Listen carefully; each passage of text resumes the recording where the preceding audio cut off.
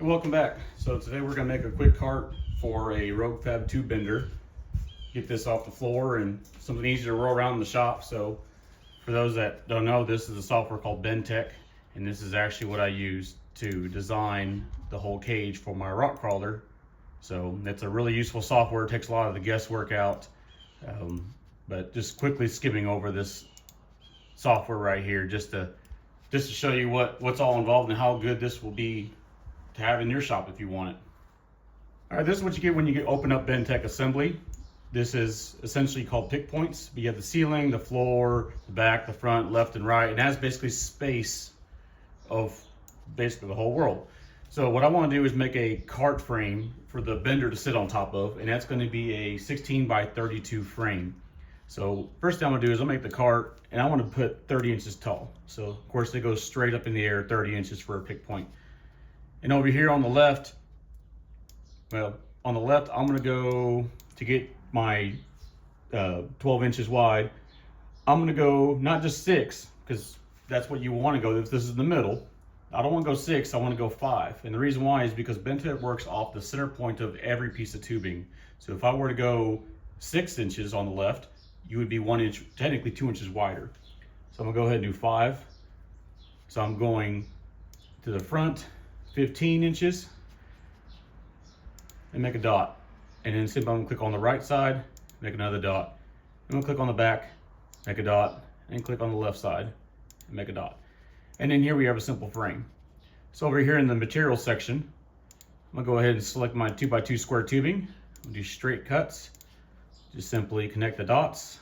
That's the rotation of the tubing. Well, since it's 2x2, it doesn't matter. And I will simply make a frame. And there you go. Of course, now you have left with these ugly cuts on the end. So to solve that, we're gonna go to cutting, auto miter, and I'm gonna select these 2 pieces here. And this is gonna auto miter the tubing. That way we got a nice edge. So the next step is I wanna make the bottom frame. And I'm gonna go ahead and select the material out of 1 3/4 DOM 120 wall. I'm going to select my origin point here at the bottom, and I'm going to take away the height, put it back to 0. And this time I want to go 15 inches to the front just to keep these parallel. But instead of the left, instead of going 5, I'm going to go 11 1/8. So 11.125. Make another dot. Go to the right, do the same thing. Go to the front, make a dot. And go to the left to make a dot. So now I got the bottom part of the frame. So I'm gonna go ahead and clear values. I'm gonna select this dot. I'm gonna go up to the ceiling. I'm gonna make the offset. This offset, if I select the front view of the cart, I want the cart to basically come in, swoop in, and meet up with this tubing. So what I'm gonna do first, I select this dot, clear my values. The only thing I'm gonna go is 7 inches to the ceiling in reference of this one dot. So apply that. I'm gonna do this for all the sections, the corner sections. And of course, I'm gonna do the exact same thing for the top. So I'm gonna make sure I select that green dot. I'm gonna go to the floor 7 inches. And make sure you select actual pick points because it's really easy to get off a number.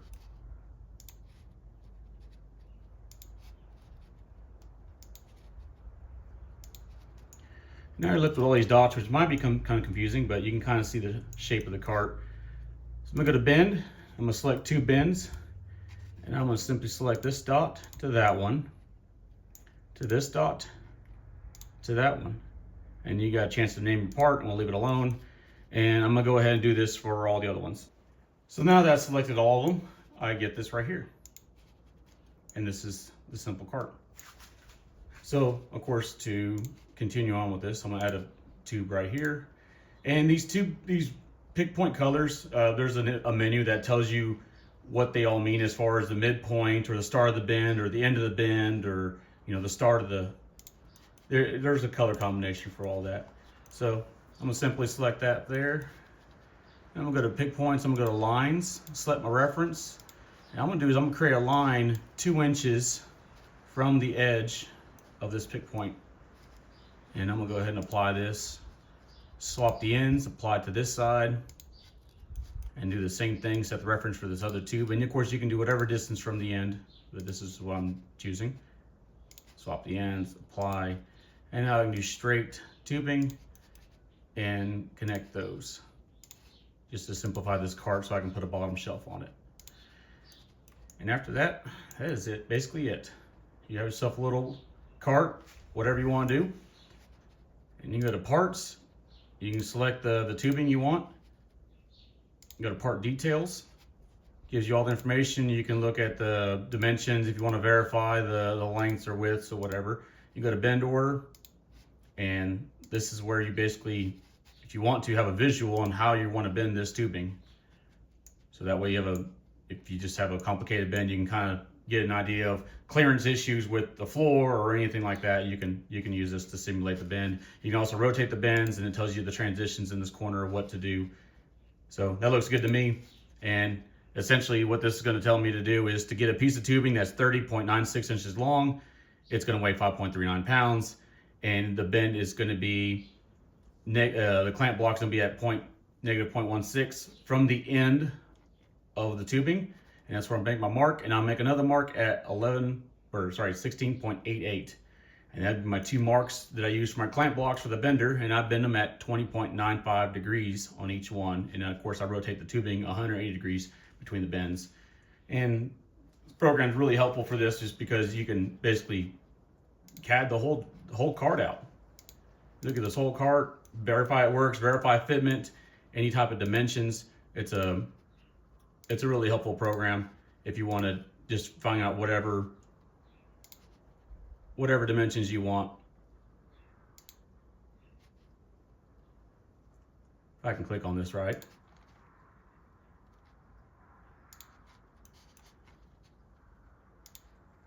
It'll give you any dimensions you want to, so you can verify your project. And of course, once you calibrate your bender to the program, this cart will go together perfectly. And as far as the notching goes, that makes things look real easy. You can go ahead and do a new cut. I want to have this tubing attached to this tubing. And then of course I want to leave all these alone. You can do outside cut, but we'll not go with that right now. Complete the cut. And that is the notch you're gonna have to do. And you can double click on this, and that is the piece that you can print out to wrap around your tube, and it tells you how to line it up and everything. So that way you can wrap that piece of paper on the tubing and either get it with a grinder or a tube notcher or whatever you want. It's a really helpful program to do tube work or any type of fabrication, really quick too. So I got these pieces cut. I'm gonna go ahead and use my fab table and get all these lined up. Pretty easy to do. I'm just gonna go ahead and set a couple points here. Get my tubing mounted here.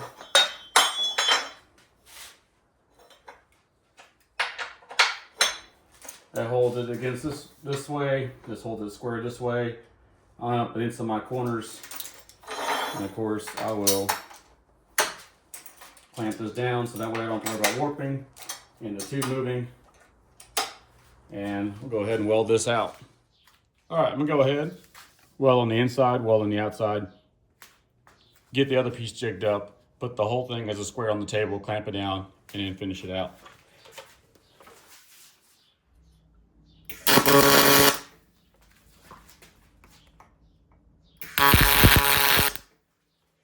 If it sounds funny, this is pulse MIG on the Miller 255.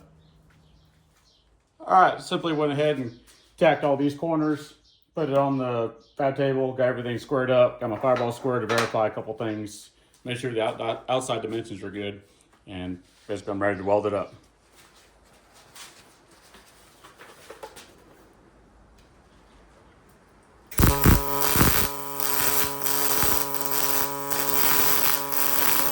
This pulse MIG's really nice. As you can tell, there's barely any sparks, and these welds aren't really that critical as far as aesthetics. I mean, they're going to get ground off smooth anyways, because tubing in the bender is actually going to sit on top of this surface anyways. But it does a really nice job on not producing a whole bunch of sparks. No mess. Well worth the money. If you're in the market for a new MIG welder, this Miller Mag 255 is well worth the money. This is the first round of welding. As you can see, this clamps did a really good job keeping this thing flat, keep it from warping. Don't need a fab table, but it makes things a whole lot easier in your fab shop. So I got the corners nice and buffed out, so I can set this flat against the table again. And we'll go ahead and weld up the other side.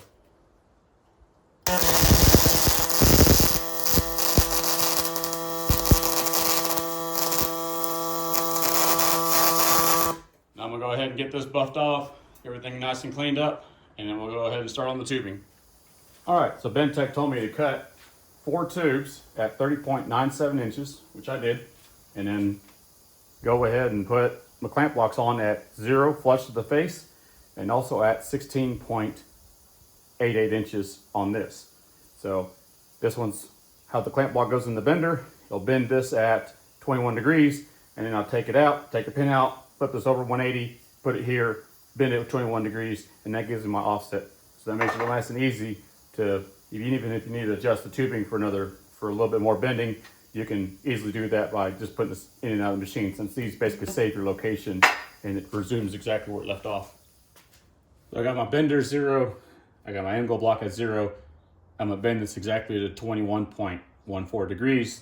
I'm gonna release the bender and then put this angle cube on the front and then measure the basically amount of spring back I need to bend this tubing additional to get to 21.14 degrees.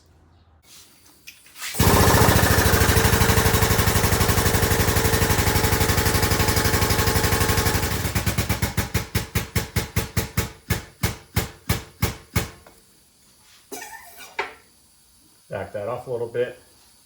Get my angle cube.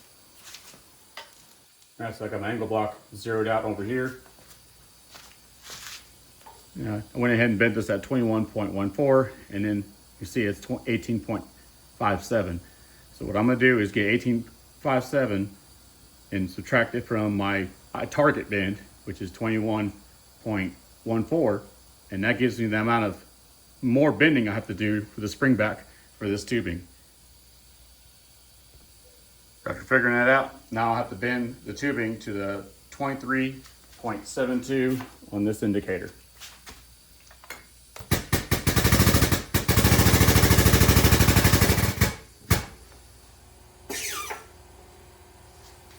And of course, we'll do the same thing.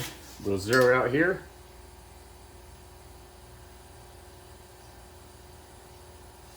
And we'll go over here and see how close we are. And we're at 21.2. We're supposed to be 21.14. That's extremely close. It's good enough for me, especially for this cart. But basically doing that is the most accurate way I've ever found to calculate the spring back needed. And of course you can put your spring back numbers into Bentech, and Bentech will tell you, but I haven't bothered to do that just yet. I just do this method. So it's really easy to measure one side of the tube to the other side and then figure out what your actual target bend degrees is. So I went ahead and removed the tubing. I went ahead and went to the next location for the clamp block, and I will do the same bend at 23.73. All right, so I'm gonna put my angle cube inside here, zero that. Put my angle cube on this side of the tube. We're at 21.25. So that's really close to our target bend of 21.14. I went a little bit over, but it's not really a super critical bend for what this is. But that's still, you're looking at less than 0.1 degrees off. That's really insignificant on a piece of tubing this small. So I'm gonna go ahead on the next bend. I'm gonna go just a little bit shy of where I was, and that way be right on the money. I'm gonna get the rest of these bent up, and we'll go to the fab table and see how close they are.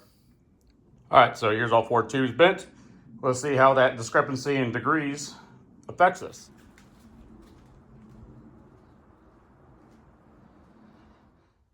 This is another view showing the bends. All these tubes are at the end.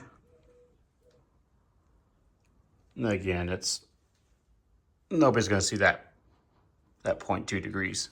It'll be our little secret. So I got these 2 tubes cut. Bentech told me to come at 22.25 inches. And as far as the cutting goes, this is the piece you get a printout on whenever you do that.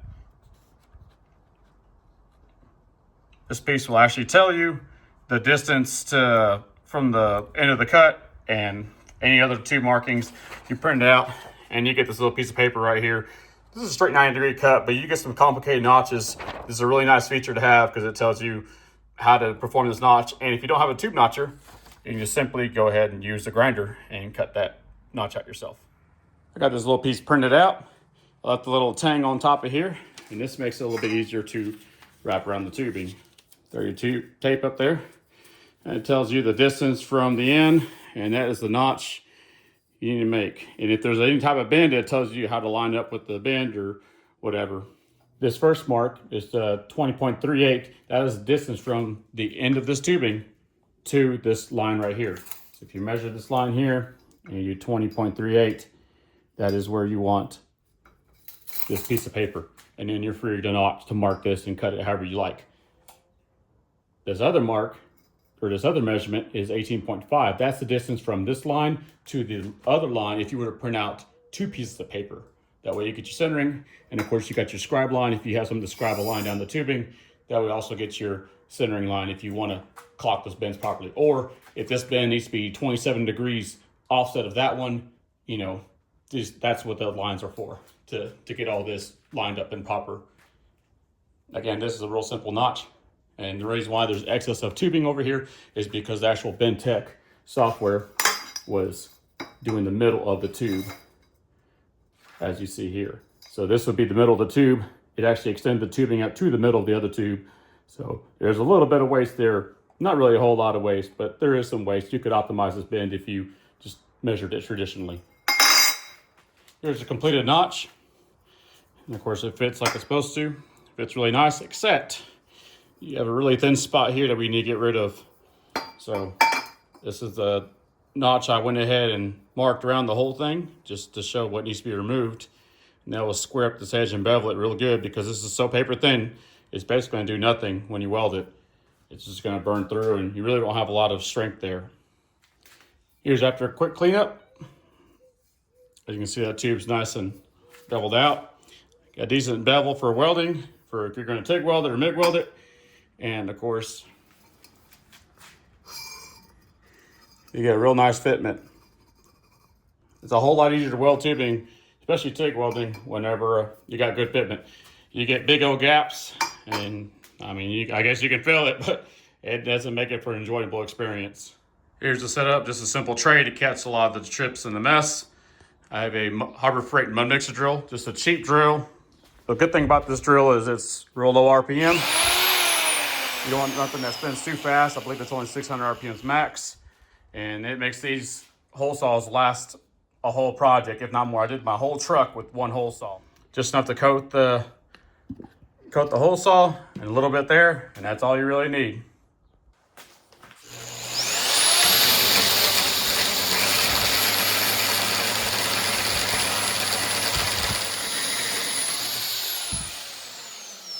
I'll get it halfway. Break that little piece, that way my hole saw can go all the way through.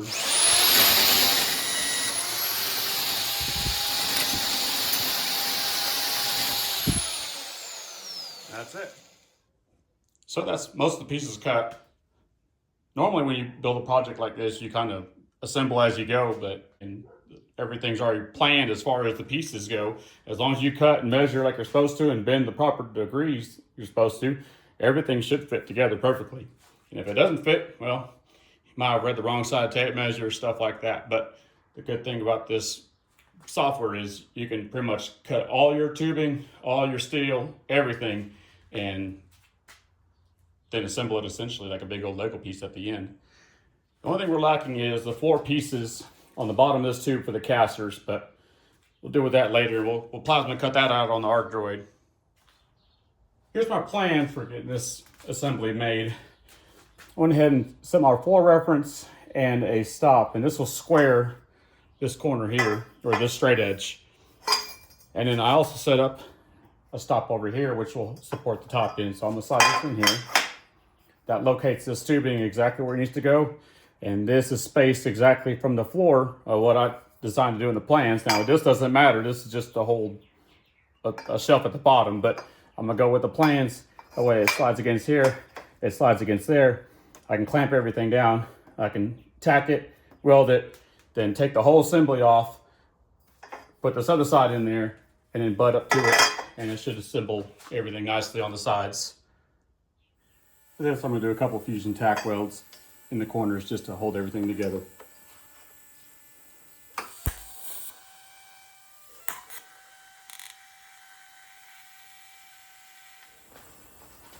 I'm gonna go ahead and pop this off.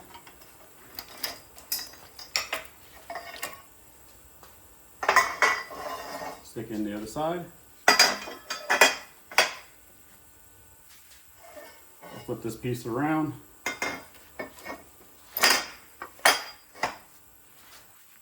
And index all this together again. And that should do my two halves. So now we got that done.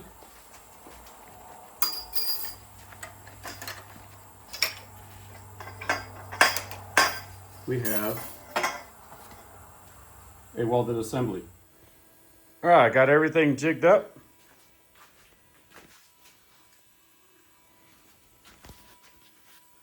I got the reference back here to slide against. I got the vertical.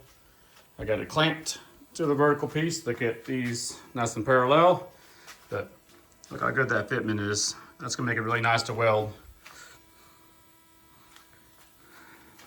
I just need to verify a couple measurements just to make sure, but that's a good thing about like designing something out in CAD before you actually build it, because you can get all your pieces cut and then everything just fits together like a nice Lego piece after the fact. Got the top piece tacked on, get everything in rigidity. I got some more tacks in a couple of the spots, and we'll TIG weld this out. Now, I don't have a lens for the auto darkening to show you guys, but I guess you have to see it once it's done. There it is, it's all welded out. I don't think I did too bad.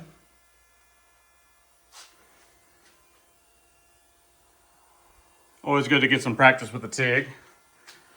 So, check this out. Just no warping. You can slide this leg off. It's a good thing about these fab tables. It keeps things from warping, which again, this doesn't matter, but if you got a project that does matter, it's nice for that respect. But the only thing I got to do now is to cut the 4 plates for the bottom of this for the casters. So I drew this up in Fusion real quick. Just a simple bracket with rounded edges, and this is a 1/4 inch plate. We'll go ahead and start this up.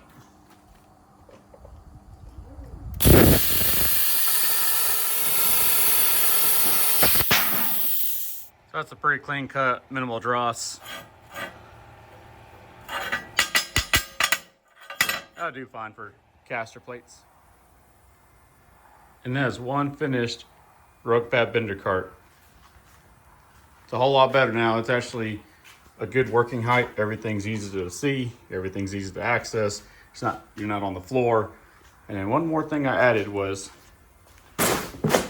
this piece here for the notcher. I used the same 9/16 wrench that the clamp blocks use. Loosen this pinch bolt off, and you can swivel this however you need to or remove it. It's also installed on ball lock bolts, so that way if I ever remove it, I can always mount it to the fab table.